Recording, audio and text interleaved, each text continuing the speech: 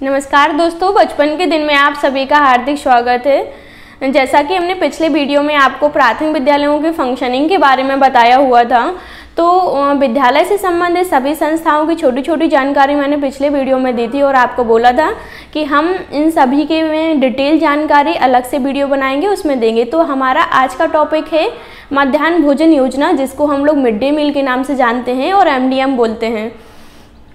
तो सभी विद्यालयों में जो MDM है, प्राथमिक और उच्च प्राथमिक विद्यालयों में जो हमारे छोटे छोटे बच्चे हैं, MDM का उद्देश्य उनको पोषण युक्त आहार करवाना है। और ताकि मध्याह्न भोजन योजना, इसका मतलब है दोपहर का खाना। हमारे बच्चे जब विद्यालय पढ़ने आते हैं तो क्या होता है कि या तो वो घर से कुछ खा के ही नहीं आते हैं, अगर थोड़ा बहुत कुछ खा के आते हैं तो उनको जो पढ़ते पढ़ते जो लंच होता है उसमें भूख लगाती है। तो हमारी सरकार के द्वारा ये छोटे छोटे बच्चों को योजना 1995 में प्रारंभ की गई थी और ये सभी प्राथमिक और उच्च प्राथमिक विद्यालयों में कारगर है। तो जब हमारे अध्यापक विद्यालय जाएंगे तो MDM के नाम सुनेंगे तो ऐसा ना हो कि वो इन सारी चीज़ों से अनभिज्ञ हों, इसलिए हमने सोचा कि चलो आप लोगों के लिए वीडियो बना देते हैं ताकि आप कोई भी चीज़ों से अपरिचित ना रहें, आपको सारी जानकारी होनी चाहिए। तो बात करते हैं MDM की। जैसे हमारे बच्चे जब स्कूल आते हैं तो बच्चों के लिए जो खाना है MDM के माध्यम से दिया जाता है।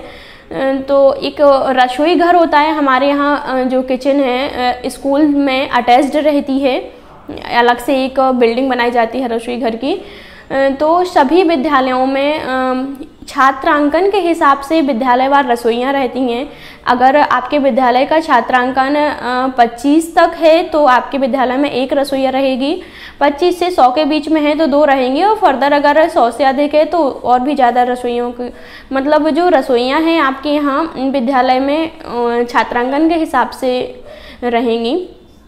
तो बात करते हैं कि MDM की व्यवस्था कैसे काम करती है, कौन कौन इससे संबंधित है और किसको काम करवाना पड़ता है, क्या क्या इसमें बनता है, इन सारी बातों के जवाब हम आपको अपने वीडियो में एक एक करके देंगे।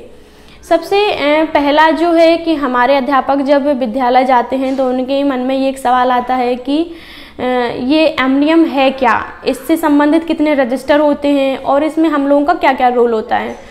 तो MDM जो है मध्याह्न भोजन योजना, एक सरकार द्वारा चलाई गई योजना है जो हर विद्यालय में कारगर है। तो जब आप जिस भी विद्यालय में जाएंगे वहाँ पे जो बच्चों का दोपहर का खाना है एक मेन्यू के हिसाब से ही फिक्स रहेगा। हाँ, जो MDM रहता है वो गवर्नमेंट की तरफ से इसका मेन्यू डिसाइड किया गया है।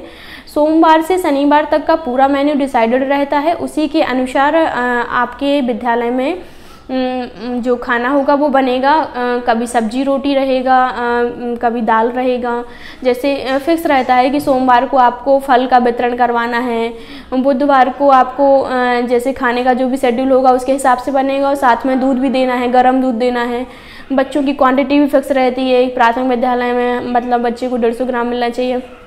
इस तरह से जो भी इन्फॉर्मेशन है आपको छोटी छोटी जानकारियाँ होना ज़रूरी है। अब जैसे आपके विद्यालय में अगर मान लीजिए कि छात्रांकन 100 बच्चों से कम का ही है, अगर आपके विद्यालय में 50 बच्चे पर डे आ रहे हैं तो जितने भी बच्चे विद्यालय आते हैं वो कितना खाना खा रहे हैं, तो इसका जैसे हमारे यहाँ जो छात्रांकन है आपको मिड डे मील का जो रजिस्टर मिलेगा उसमें क्या होगा कि अलग अलग कॉलम लिखा होता है कि आप आज आपके कितने बच्चों ने खाना खाया है, छात्रांकन कितना है ये भी लिखा होगा, कितने बच्चे विद्यालय आए हैं ये भी होगा, और कितने बच्चों ने खाना खाया है वो आपको लिखना होगा। आज मेन्यू में क्या था वो लिखना होगा। और खाना खाने के पहले किसी भी एक स्टाफ में, विद्यालय स्टाफ के किसी भी एक अध्यापक को जो खाना है वो चखना होता है और उस चखने वाले का नाम लिखा जाता है उस रजिस्टर में, और फिर साइन होते हैं, ताकि हमारे बच्चे जो खाना खा रहे हैं वो अध्यापक को भी पता होना चाहिए कि क्या खाया है और कैसा खाना बना हुआ है, क्वालिटी उसकी अच्छी होनी चाहिए। अब बात करते हैं कि ये व्यवस्था कैसे काम करती है, इस MDM की जो संस्था है उससे कौन कौन संबंधित रहता है। दरअसल जैसा हमने पिछले वीडियो में बताया हुआ था कि जो एमडीएम है वो ग्राम प्रधान के द्वारा बनवाया जाता है अभी वैसे आदेश के अनुसार, पर सभी लगभग ग्राम प्रधान ये जो जिम्मेदारी है प्रधानाध्यापक के हाथों में सौंप देते हैं ताकि वो विद्यालय का जो व्यवस्था है वो अच्छे से चल सके। तो सबसे पहली बात कि जो विद्यालय में खाद्यान्न है वो आपका कैसे आएगा। खाद्यान्न में क्या आता है, गेहूं और चावल।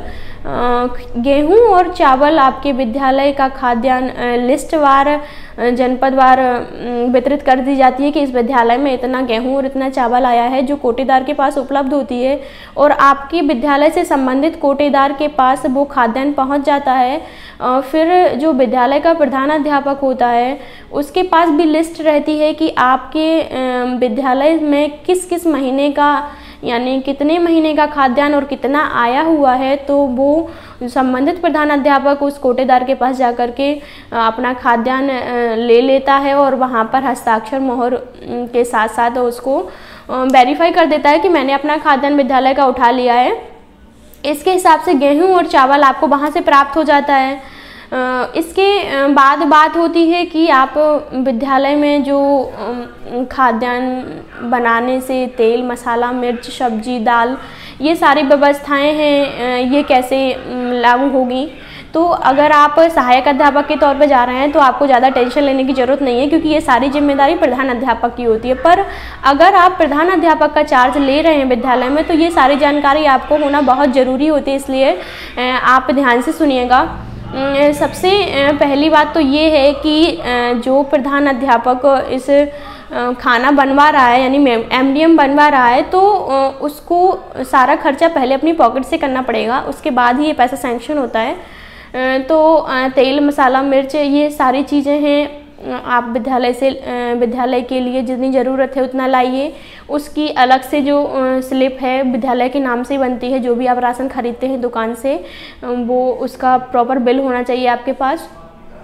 फिर उसके बाद क्या होता है कि विद्यालय में आपका खर्चा चलता रहता है। महीने की लास्ट यानी 30 तारीख या 31 तारीख को जो एमडीएम प्रपत्र भरा जाता है, एमडीएम प्रपत्र में आपका पूरा ब्यौरा रहता है कि इस महीने में आपके कितने बच्चों ने खाना खाया है, आपका जो फल और दूध वितरण हुआ है सोमवार और बुधवार को, महीने के लास्ट गुरुवार को भी होता है, तो आपने कितने बच्चों को फल बांटा है, कितने बच्चों ने दूध पिया है। तो इस तरह का पूरा ब्यौरा रहता है जो गवर्नमेंट के पास विद्यालय से जाता है।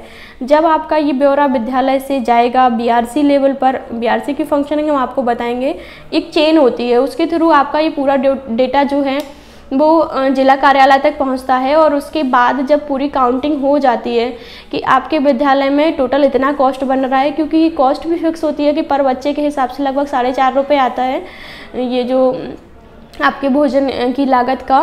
तो उसके हिसाब से जितने भी बच्चे आपके बैठेंगे उसमें जो लागत है उसका मल्टीप्लाई करके आपका जो भी पैसा बनेगा वो गवर्नमेंट की तरफ से एमडीएम यानी मिड डे मील की अलग से खाता होता है, अलग से इसका बैंक में अकाउंट होता है। पर ये जो अकाउंट है वो जॉइंट अकाउंट होता है, 2 लोगों का जॉइंट अकाउंट होगा जिसमें जो चार्ज लिए है एमडीएम का यानी प्रधान अध्यापक और साथ में ग्राम प्रधान, दोनों का जॉइंट अकाउंट होगा।